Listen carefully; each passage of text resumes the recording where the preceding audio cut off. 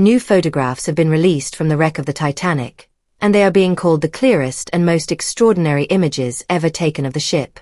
For more than 100 years, the Titanic has remained silent at the bottom of the North Atlantic, a dark, frozen grave where sunlight has never reached.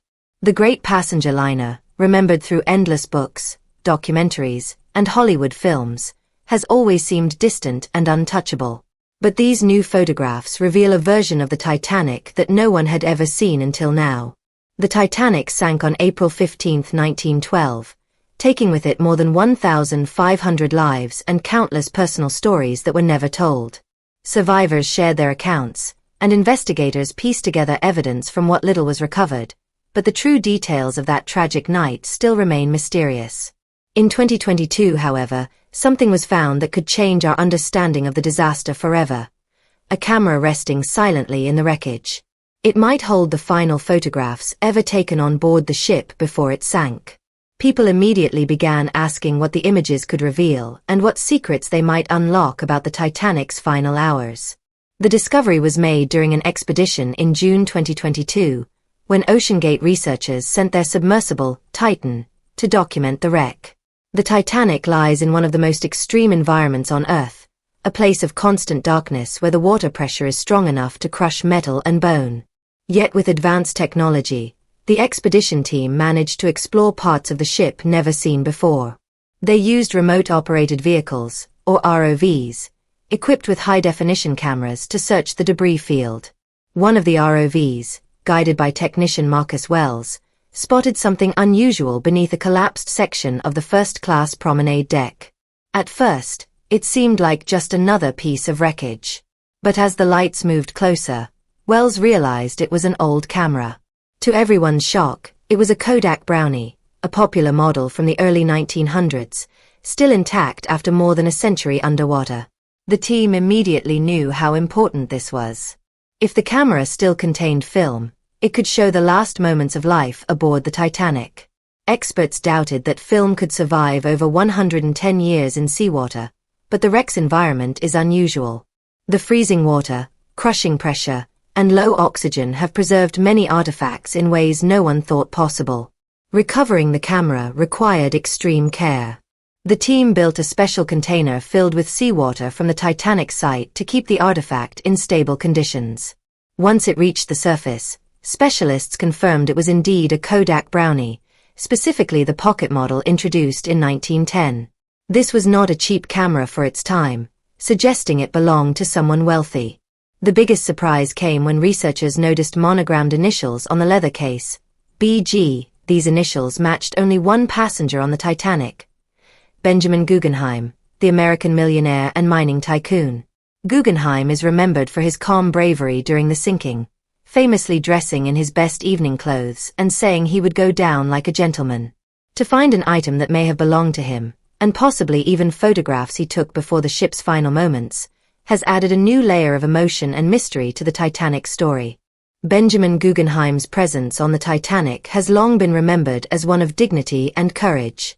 Traveling first class with his valet and mistress, he assisted women and children into lifeboats before retreating to the grand staircase. There, dressed in his evening attire alongside his valet, he was last seen calmly sipping brandy as the waters rose. The survival of his camera, even though he did not, created an extraordinary and haunting link to the past. But how could such a fragile device endure more than a century in the freezing depths of the Atlantic? The answer lay in an unusual mix of environmental and structural factors that combined to create a preservation miracle. The camera had fallen into an area where fine silt quickly buried it, shielding it from the full effects of saltwater corrosion. The icy water, hovering just above freezing, slowed down natural chemical decay to almost nothing. The camera itself, a Kodak Brownie pocket model, was not designed to be waterproof, but its construction unintentionally created barriers against water intrusion. Its film chamber was sealed with overlapping gaskets that formed a nearly airtight compartment when closed properly. On top of that, microbiologists later discovered that the leather case had been treated with tannic acid during manufacturing. This treatment, meant only for durability, had accidentally prevented bacterial growth that would normally destroy organic materials. Most remarkable of all was the condition of the film inside. The Kodak 120 roll film used in the Brownie had multiple protective layers. While its gelatin coating is normally water-soluble, under the high pressure and freezing conditions of the deep ocean, it underwent a chemical transformation that created a protective shell around the silver halide crystals. These crystals held the image data, and though much of the film degraded, the essential details remained intact. Restoration specialist Thomas Wilkins explained it best. It's not that the film didn't decay, it did. But it decayed in such a way that the core information survived. We've never seen anything like this in underwater archaeology. It's as if the ocean itself worked to preserve these images. Extracting usable images from this century-old, waterlogged film was a task unlike any other. Traditional developing methods were impossible, since the emulsion had chemically transformed. The responsibility fell to Dr. Maya Tanaka and her team at the Photographic Preservation Institute, who had previously restored images from fire-damaged negatives. When the film arrived, they knew new methods had to be invented from scratch. The first step was creating a three-dimensional map of the film roll using neutron tomography, a technique that let them see inside without unrolling it. This revealed that about 24 exposures had been taken, with the film wound to frame 16 when the camera was lost. The breakthrough came when they realized that, even though the gelatin had changed, the silver halide crystals were still in place. Using multispectral imaging and advanced algorithms originally designed for astronomy, they were able to detect subtle differences in density that revealed the faint traces of photographs. Each frame required up to 72 hours of scanning, with supercomputers processing the data to reconstruct what the human eye could not see. The team faced another crucial decision: whether to preserve the film physically or focus only on recovering the images. They chose to do both. By immersing the film in a carefully formulated solution and later replacing its water molecules with synthetic polymers, they froze it in time, making sure it would remain stable for future researchers with even more advanced technologies. The preserved roll was then sealed in an argon-filled container at a controlled temperature, ensuring it could last for generations to come. After months of effort, the first image emerged. At first it looked like nothing but hazy shapes, but with enhancement, the outline of Titanic's forward deck appeared, with passengers gathered near the bow. Analysis showed the photo was taken around 4:30 p.m. on April 14, just hours before the collision. The image is historically significant because it shows passengers looking at ice floes, confirming accounts that people aboard were aware of nearby ice before the disaster. The second image revealed a formal dinner in the first-class saloon. Tables were beautifully arranged with crystal and fine china, while passengers in evening wear smiled and dined as waiters served them. Facial recognition software identified wealthy passengers including John Jacob Astor IV and Isidore Straus with his wife Ida. This photo, taken around 8:15 p.m., captured perhaps the last moment of normal social life before tragedy struck. The third image showed Captain Edward Smith on the bridge speaking with another officer. Though he appeared calm, experts analyzing his posture noted tension in his body language, suggesting he was already worried about ice warnings. The timestamp placed the moment at 9:40 p.m., less than 2 hours before impact. But the most chilling discovery was the fourth photograph. Taken from the boat deck, it showed a dark, looming shape on the horizon. When enhanced, it became clear. It was the iceberg itself, only about 2 miles away. The timestamp was 11:35 p.m., just 5 minutes before Titanic struck. This appears to be the only known photograph of the actual iceberg taken before the collision, and the thought that Benjamin Guggenheim himself may have captured it adds a haunting final note to his story. He could never have known that when he raised his camera toward the horizon, he was capturing the very object that would soon decide Titanic's fate. The iceberg image was haunting enough, but the photographs that followed only deepened the sense of tragedy. The fifth recovered image showed seawater already flooding into the ship's forward compartments. Crew members could be seen working frantically to shut watertight doors, their bodies tense in the glow of lantern light. The timestamp placed this at 12:15 a.m. on April 15, less than an hour after the collision. Most passengers at this time still believed the situation was under control, treating the incident as little more than an inconvenience rather than a looming catastrophe. The sixth photograph was the most emotionally powerful discovery yet.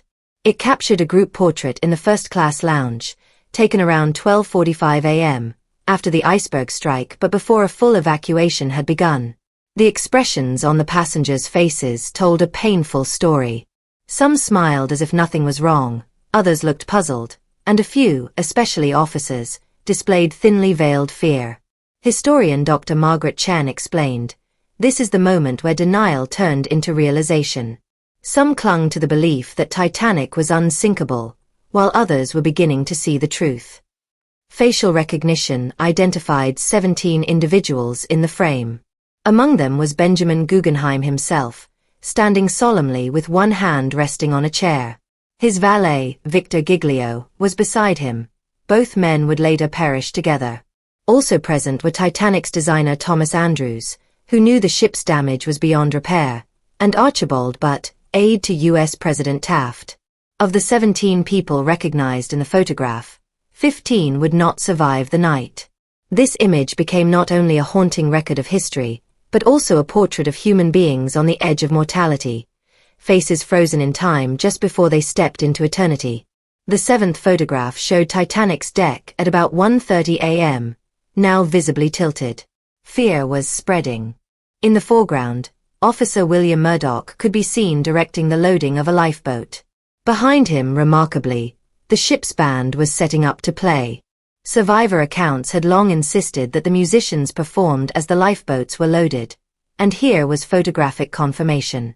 Titanic scholar Dr. William Hoffman noted, "Their calm presence amid growing panic likely gave passengers the strength to board without chaos." This image proves how vital their role was in those final hours. Perhaps the most heartbreaking moment came in the eighth photograph. A young mother is seen wrapping her child tightly in clothing before placing her in a lifeboat. She was identified as Madeline Astor, the 18-year-old pregnant wife of John Jacob Astor IV. The image also showed her preparing her companion's 10-year-old daughter for survival. Madeline would live, but her wealthy husband, one of the richest men in the world, would not. These are not just photographs, Dr. Chen reflected. They are intimate portraits of people making impossible choices, who to save, how to face death, and how to hold on to dignity in the face of disaster. Many of these are the last known images of these individuals alive. The 9th and 10th photographs, however, went beyond personal tragedy. They challenged Titanic's official history itself. Taken around 1:45 a.m., the 9th image showed lifeboat number 1 being lowered. Shockingly, it revealed Officer Murdoch allowing men aboard, a direct contradiction to the women and children first policy long claimed to have been followed. The boat, which could carry 40, was launched with only 12 people in it. Maritime historian Dr. Nathan Isaacs explained, "This finally resolves one of Titanic's biggest controversies. Murdoch wasn't blindly following protocol. He was making pragmatic decisions based on who was nearby at the time. That explains why survival rates varied so drastically depending on location." Even more startling, the photograph also showed Bruce Ismay, chairman of the White Star Line. For over a century, Ismay had been painted as a coward who forced his way onto a lifeboat. But here, he was seen helping others board, his face marked by distress, not selfishness. Ismay became a villain in the public eye, Dr. Isaacs explained. But this shows he was more complicated. At least at this moment, he was assisting others, not rushing to save himself. The 10th image may be the most controversial of all. It showed Captain Edward Smith on the bridge at 1:55 a.m., well after the time he was believed to have abandoned his post, reportedly telling his crew, "Each man for himself." In the photo, Smith appeared to be consulting with Officer Lowe, examining what looked like navigation charts. Far from giving up, he seemed to be actively managing the disaster. "This changes everything we thought we knew about Titanic's command structure," said Dr. Karras. "The idea that the captain gave up early is wrong. The officers clearly maintained discipline and organization far later than previously believed. That explains why, despite chaos, the evacuation was more orderly than it should have been under such panic." Another important discovery came from details hidden in the background of one of the photographs. It showed the stern of the Titanic still fully lit at a time when survivors later claimed the ship's power had already failed. This evidence suggested the electrical systems remained functional longer than believed, which raised new questions about how long distress signals might have continued after official records claimed they had stopped. The 11th photograph revealed something even more troubling: evidence of lifeboat mismanagement. It clearly showed Lifeboat 7, the very first lifeboat launched, floating about 20 yards from the Titanic. Instead of returning to rescue more people or moving toward other lifeboats to help consolidate passengers, it appeared to be simply waiting in the water. Survivors from this boat had insisted they had done their part to help, but the image told a different story. Dr. Margaret Chen explained that trauma and survivors' guilt often reshape people's memories. These photos, she argued, provided something different: objective evidence not colored by fear, guilt, or the need to justify one's survival. The release of these photographs sparked a much larger conversation about the ethics of disaster photography and the rights of those who appear in them. Many descendants of Titanic victims felt conflicted. On one hand, the images offered invaluable insight into the final hours of their ancestors. On the other, they were uneasy with private, tragic moments being displayed in museums or published in magazines for millions to see. Dr. Elenina Montgomery, an ethicist, argued that the people in these photographs had no chance to consent to being documented in their last moments, and yet these pictures also held immense historical importance as part of humanity's shared memory. This created an unavoidable ethical dilemma. In response, the Titanic Historical Society established a special ethics committee to create guidelines for how the photographs should be handled. They recommended that descendants be consulted whenever possible, that the images be displayed with clear historical context, and that they never be used in commercial advertising or merchandise. Some families welcomed the photographs. Descendants of Madeline Astor were grateful for the image that showed her protecting a child during the disaster, while the Guggenheim family found comfort in proof that Benjamin Guggenheim had indeed faced death with dignity, as survivor testimonies had described. Other families, however, were deeply unsettled and even launched legal challenges to prevent certain photographs from being displayed publicly. Dr. Montgomery explained that these reactions showed how each family processed historical trauma differently, depending on how their ancestors' story had been remembered in their family history. Museums also had to rethink how they presented the photographs responsibly. The National Maritime Museum in Greenwich became a pioneer in this effort. They chose to display the images alongside oral histories from descendants, creating a dialogue between what the photographs showed and how families remembered those moments. They also placed warning signs and designated certain sections of the exhibit as optional viewing areas so visitors could decide whether to see the most distressing images. The arrival of the photographs in digital form brought even more complications. While museums could control the context in which the photos were seen in physical exhibitions, online images could easily spread without explanation or ethical framing. To counter this, digital watermarking systems were developed so that contextual information was permanently embedded in the files themselves. This ensured that even when shared online, the photos would carry their historical background and warnings about their sensitive nature. Journalists, too, had to make difficult decisions. Many adopted standards similar to those used for modern disaster reporting, choosing images that educated rather than exploited. They avoided publishing unnecessary images of extreme suffering. As Dr. Lydia Patel of the Smithsonian explained, what makes the Titanic photographs so ethically complicated is their dual identity. They are simultaneously historical records, artistic works created by Guggenheim, memorials of the dead, and deeply personal family artifacts. Each of these perspectives brings with it different responsibilities. These discussions soon expanded beyond Titanic. The resulting framework, known as the Greenwich Protocol, established global standards for handling historical disaster photographs. It balanced respect for the dead, educational value, historical significance, and the voices of living descendants. The Titanic discovery, while unprecedented in its scale and preservation, was not the first of its kind. History has seen other extraordinary recoveries of photographic evidence from disaster sites. Perhaps the closest parallel came in 1955, when divers recovered a waterproof camera case from the wreck of the SS Noronic, a passenger ship that had caught fire in Toronto Harbor in 1949, killing 118 people. Inside were 37 exposed negatives taken by passenger Raymond Hartford, documenting life aboard the vessel just hours before the fire. Although these photographs had only been submerged for 6 years, not nearly a century like the Titanic camera, they proved that disaster photography could survive against the odds.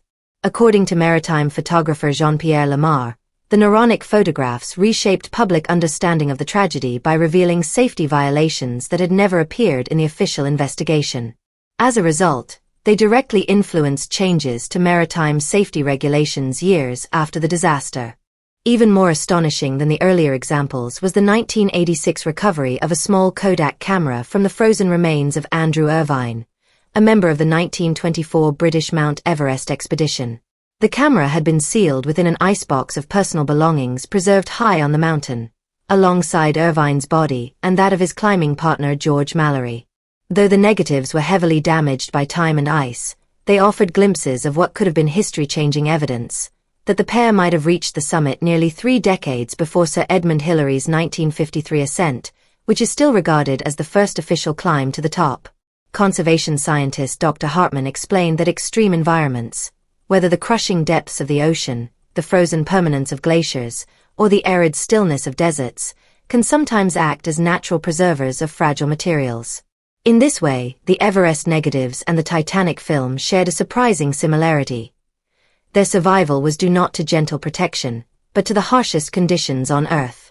Another extraordinary case of preservation came in 2001, when archaeologists in Egypt's western desert uncovered a sealed tin box during an excavation of a remote outpost. Inside, they found undeveloped rolls of film left behind by a German reconnaissance unit during World War II.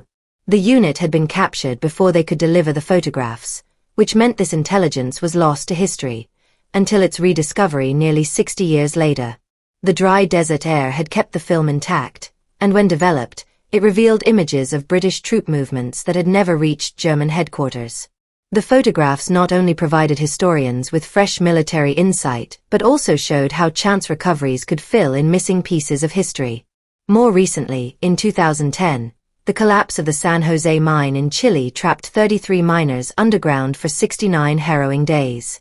One miner had carried a small digital camera with him, and against all odds, its memory card survived the ordeal.